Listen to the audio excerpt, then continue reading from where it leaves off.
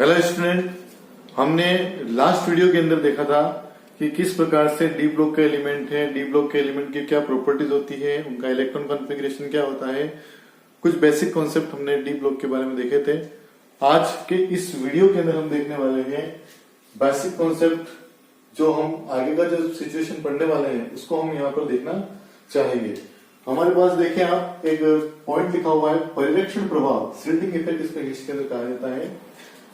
इसका अर्थ क्या है अपने लिए? ये आगे जो बहुत सारे जो क्वेश्चन आते हैं बोर्ड्स के अंदर और एनसीईआरटी और आरबीएससी एंड जो आईआईटी और जेईई के जो एग्जाम होते हैं उसके अंदर क्वेश्चन आते हैं, तो ये अर्थ भी अपने को समझना काफी जरूरी है कि परिरक्षण प्रभाव, स्लिटिंग इफेक्ट, इसको आवरणी प्रभाव भी हिंदी मीडियम के अंदर कहा जाता है। इसका मीनिंग क्या है अपने लिए, तो आप बिल्कुल आराम से समझे। परमाणुओं की बाहरी कक्षाओं में उपस्थित इलेक्ट्रॉन एक दूसरे को प्रतिकर्षित करते हैं और परमाणु के आकार को क्या कर देते हैं, बढ़ा देते हैं। यानी कहने का अर्थ है कि हमारे पास एटम है और एटम के अंदर जो इलेक्ट्रॉन प्रेजेंट है वो इलेक्ट्रॉन सिमिलर चार्ज होना है, सेम चार्ज होता है। सेम चार्ज होने से क्या करते हैं, दूसरे को रिपेल करते हैं। रिपेल करने से परमाणु के साइज में क्या हो जाता है, एक्सपांशन हो जाता है, वृद्धि हो जाती है, जिसको हम क्या कहते हैं, स्लिटिंग इफेक्ट या परिरक्षण प्रभाव कहते हैं। कैसे होता है, चित्र के माध्यम से देखते हैं।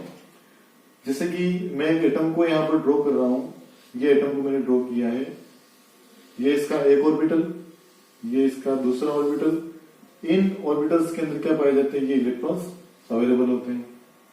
अब होता क्या है कि यहाँ पर ये इलेक्ट्रॉन और ये इलेक्ट्रॉन सिमिलर चार्ज होने से क्या करते हैं, एक दूसरे को क्या करते हैं, रिपेल करते हैं। जैसे ही रिपेल करते हैं तो इस साइज में क्या होगी, थोड़ी सी क्या हो जाएगी, वृद्धि हो जाएगी, जिससे परमाणु का साइज जो होता है वो बढ़ जाता है। इसी घटना को, इसी सिचुएशन को हम कहते हैं परिरक्षण प्रभाव या स्लिटिंग इफेक्ट, इसको कहा जाता है।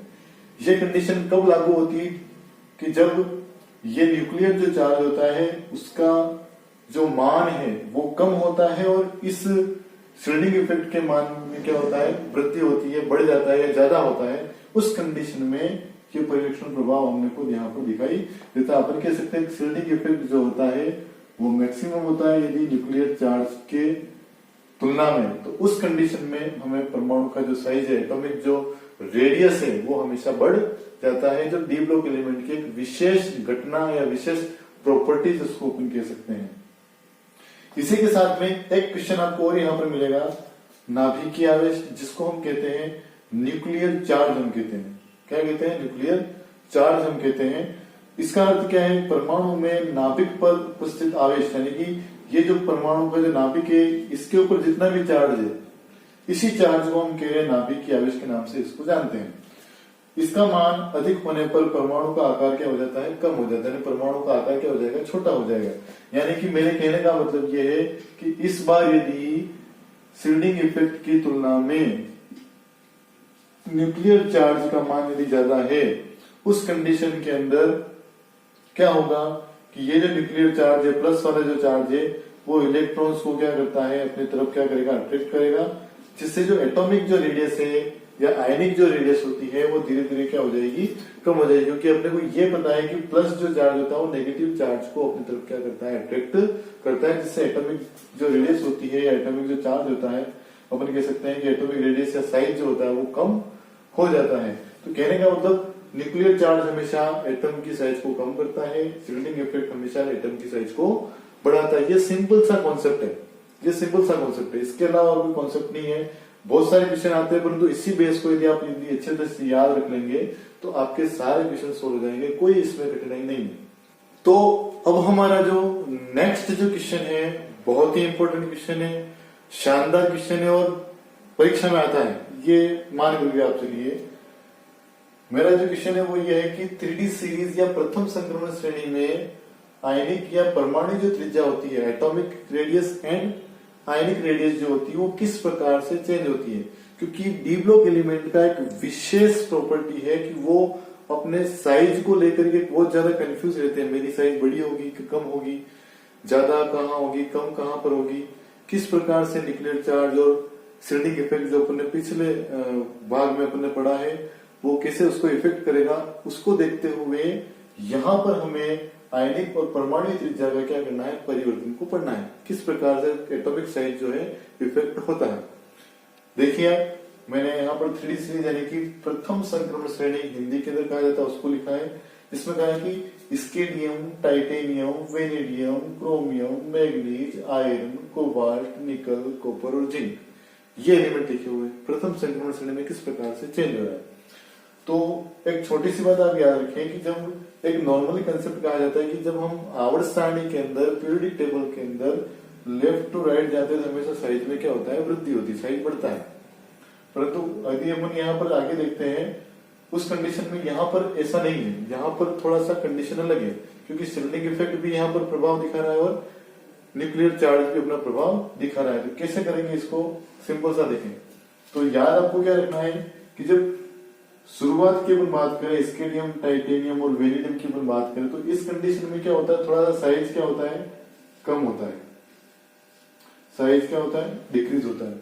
डिक्रीज होने का मतलब क्या है, परमाणु का साइज कम हो रहा है। परमाणु का साइज कम हो रहा है, इसका मतलब क्या है कि शिल्डिंग इफेक्ट जो होता है वो कम हो जाता है और न्यूक्लियर चार्ज यहाँ पे क्या हो जाता है, बढ़ जाता है। सिंपल सा रीजन कि स्केडियम से हम वेनेडियम की तरफ बढ़ते हैं, उस कंडीशन में परमाणु का साइज कम हो जाता है। रीजन क्या है, साइज कम होने का रीजन क्या है, शिल्डिंग इफेक्ट के लेवल में कमी और न्यूक्लियर चार्ज के लेवल में बड़ी हो जाना, यानी कि न्यूक्लियर चार्ज ज्यादा हैवी हो जाता है जिससे परमाणु का साइज क्या हो जाता है, कम हो जाता है।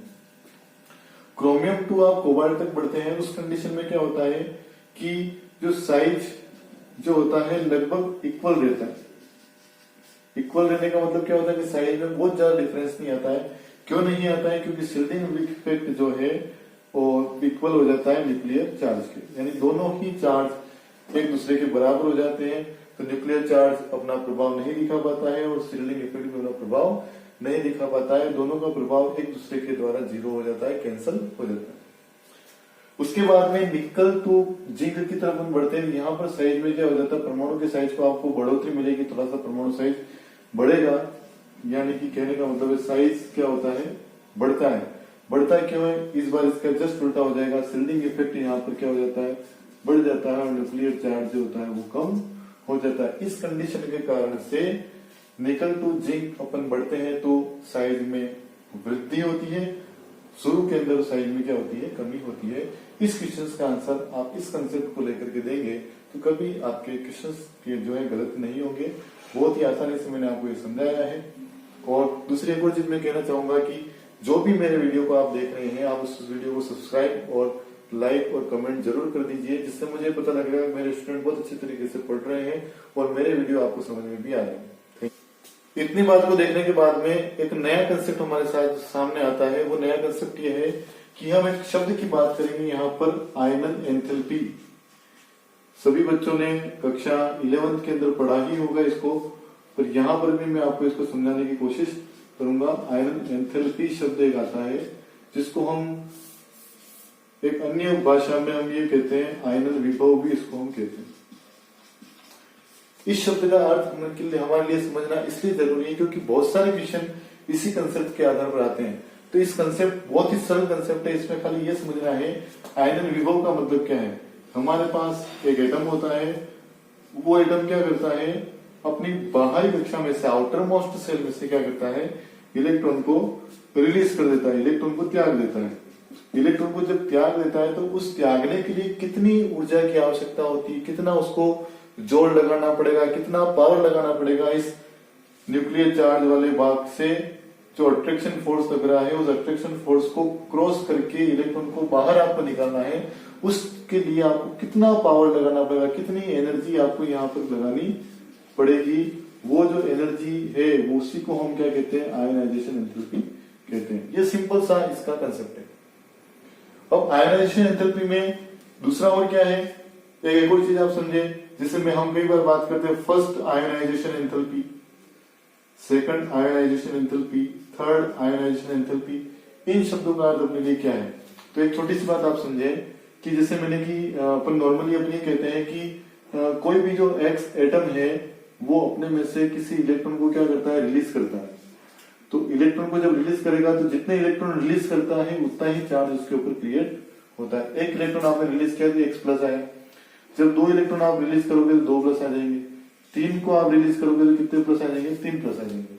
जैसे जैसे प्लस की मात्रा में वृद्धि हो रही है वैसे वैसे न्यूक्लियर चार्ज बढ़ रहा है, और न्यूक्लियर चार्ज के बढ़ने से इलेक्ट्रॉन को अट्रैक्ट करने का जो फोर्स है वो भी बढ़ रहा है, और जितना ज्यादा फोर्स होगा इलेक्ट्रॉन को निकलने में उतना ही आपको एनर्जी लगानी पड़ेगी।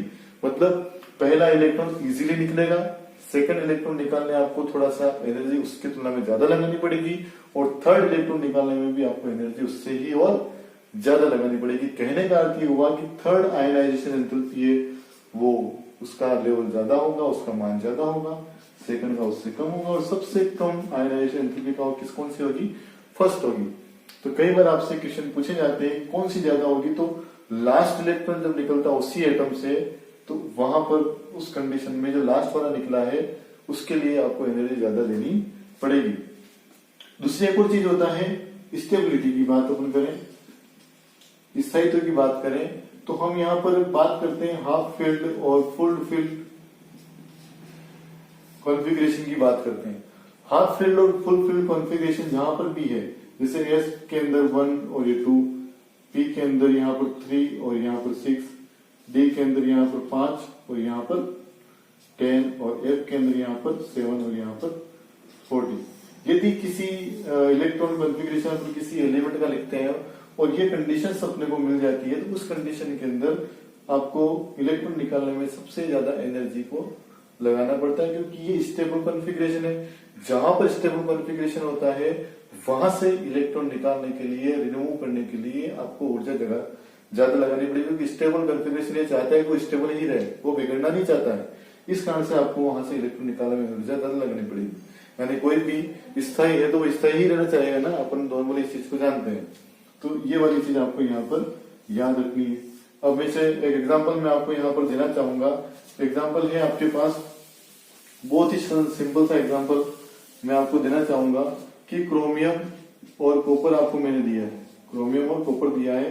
तो क्रोमियम और कॉपर की जो है सेकंड जो आयरन एंथैल्पी है, द्वितीय आयरन एंथैल्पी जो है, उसका मान ज्यादा क्यों होता है? तो आप कुछ भी नहीं करना, आपको आंसर कैसा देना है कि जैसे क्रोमियम का आप क्या करिए, इलेक्ट्रॉन कॉन्फ़िगरेशन लिख दीजिए आर्गन 18 4s2 और 3d 4 होता है। मैंने पिछले वीडियो में आपको ये बताया था कि इसको इस तरीके से नहीं लिख करके इसको हम ऐसे लिखते हैं 4s1 और 3d 5, ये इसका करेक्ट कॉन्फ़िगरेशन है, ये हम जानते हैं। हम 4s से इलेक्ट्रॉन को इजीली रिमूव कर लेंगे। ये कौन सी आयनाइजेशन एंथैल्पी होगी? फर्स्ट वाली, नंबर 1 वाली, तो इजीली निकल जाएगा। अब 3d वाला है, बचा क्या? 4s0 और 3d 5 बचा, और 5 जो है वो स्टेबल कॉन्फ़िगरेशन है। मैं बार बार आपको कह रहा हूं 5 स्टेबल कॉन्फ़िगरेशन है। इस कारण से सेकंड इलेक्ट्रॉन आपको निकालने में ऊर्जा क्या करनी पड़ेगी? ज्यादा लगानी पड़ेगी। इसलिए वो भाई साहब कह रहे हैं कि क्रोमियम के आयन सेकंड आयन विभव का मान द्वितीय आयन एंथैल्पी का मान जो है वो ज्यादा होता है। इसी प्रकार से कॉपर की बात करें तो कॉपर का कॉन्फ़िगरेशन होता है आर्गन 18 4s1 3d10 होता है, 3d10। अब 3d10 होता है, आप एक इजीली रिमूव कर लेंगे, फर्स्ट आयरन एंथैल्पी हो गई, परंतु d10 आपके पास कॉन्फ़िगरेशन है, स्टेबल कॉन्फ़िगरेशन है। इस कारण से यहां से इलेक्ट्रॉन निकालना आपके लिए बहुत ज्यादा कठिन है। तो सेकंड आयनाइजेशन एंथैल्पी जो है उसकी एनर्जी का मान क्या होगा? ज्यादा होगा। तो कभी भी बोर्ड के अंदर क्वेश्चन पूछा जाता है कि सेकंड आयरन एंथैल्पी या थर्ड आयरन एंथैल्पी उनके मान ज्यादा क्यों होते हैं, तो आपको सीधा आंसर देना है कि वहां स्टेबल कॉन्फ़िगरेशन क्रिएट हुआ होगा, इस कारण से वहां से इलेक्ट्रॉन निकालने के लिए आपको एनर्जी ज्यादा लगानी पड़ेगी। इस कारण से ऐसा होता है। ये चीज आपको याद रखनी, बहुत ही सरल है। आप बहुत सारे क्वेश्चन करें, आपको खाली एक सिंपल कॉन्सेप्ट यदि याद तो आप आसानी से इसको कर पाएंगे। तो साथियों, इस बार हमारा नया टॉपिक आया है। क्या नया टॉपिक आया? How to calculate magnetic moment, चुंबकीय आघूर्ण का मान हम किस तरीके से ज्ञात करते हैं। हर एग्जाम्स के अंदर, हर कंपटीशन एग्जाम के अंदर पूछा जाता है। आराम से समझिए इसको। एक नॉर्मल आपको फॉर्मूला काम में लिखना है, mu is equal to n+2। इस फॉर्मूला की सहायता से हम क्या कर सकते हैं, किसी भी एलिमेंट का हम मैग्नेटिक मोमेंट या चुंबकीय आघूर्ण को हम ज्ञात कर सकते हैं। यहां पर n होता है unpaired electron. Unpaired electron, unpaired electron का मतलब यहां पर है अयुग्मित इलेक्ट्रॉनों की संख्या, अयुग्मित इलेक्ट्रॉन, ये इसका अर्थ है। सिंपल सी बात है। अब यहां पर मैंने आपको एक एग्जांपल दे दिया है कि Fe2+ का मोमेंट क्या होगा, इसका आपको ज्ञात करना। तो बहुत ही कोई ज्यादा टेंशन लेनी नहीं। Fe का एटॉमिक नंबर कितना होता है 26, आप इसको लिख दीजिए आर्गन 18 4s2 3d6, ये आपने लिख दिया। Fe2+ से मतलब आपको 2 इलेक्ट्रॉन रिमूव करने, यहाँ से 2 इलेक्ट्रॉन मैंने क्या कर दिए, हटा दिए। मुझे क्या बचा, ओनली 3d6 बचा। 3d6 बचा, 3d6 के अंदर क्या करो आप 1 2 3 4 5 और एक और 6, कितने इलेक्ट्रॉन बचे 1 2 3 4। एन की वैल्यू कितनी आ गई यहाँ पर, अनपेड इलेक्ट्रॉन कितने 4, एन की वैल्यू 4 आई। अब 4 को आप यहाँ पर पुट कर दीजिए फॉर्मूले के अंदर, तो 4 आ गया, 4 + 2 कितना हो गया, ये 4 × 6 कितना है 24, और 24 का आप जब आप म्यू का मान निकालेंगे तो कितना आ जाएगा, वो लगभग 4.89 इसका आंसर होगा। एक और चीज यहाँ पर मैंने बीएम शब्द लिखा है, तो इसकी जो वैल्यू है, यूनिट जो है वो होती है बोर मैग्नेटन होती है किसकी, चुंबकीय आघूर्ण की। तो इस प्रकार से हम क्या करते हैं, जितने इलेक्ट्रॉन्स दिए रखे हैं उतने इलेक्ट्रॉन्स को हम क्या करते हैं, रिमूव कर देते हैं। उन्हें रिमूव करने के बाद में अनपेड इलेक्ट्रॉन कितने बचते हैं उसके आधार पर हम एन की वैल्यू को पुट कर देते हैं, और एन की वैल्यू को पुट करके हम उसका आंसर बोर मैग्नेटॉन के फॉर्म में उसको दे देते हैं। बहुत ही सिंपल है। इसी प्रकार से मैं एक एग्जांपल आपको और देना चाहूंगा, वो एग्जांपल भी आप देख सकते हैं। दूसरा एग्जांपल कैसे करेंगे, जैसे कि मैंने आपको यहाँ पर दिया Cr3+ दे दिया, क्रोमियम कितना होता है 24, आप इलेक्ट्रॉन कॉन्फ़िगरेशन लिख दीजिए 18 4s2 और 3d4 होता है। अब मैं यहाँ पर 3d4 लिख देता हूँ 1 2 3 4, ये s ऑर्बिटल आपको 4s और ये 3d।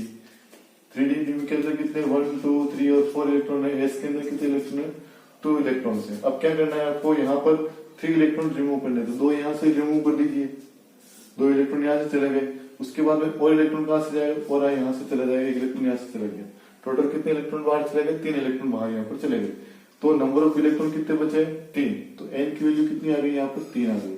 और फॉर्मूले से अपन चले तो म्यू बराबर n + 2 ये होता है 3, इसका एन की वैल्यू है 3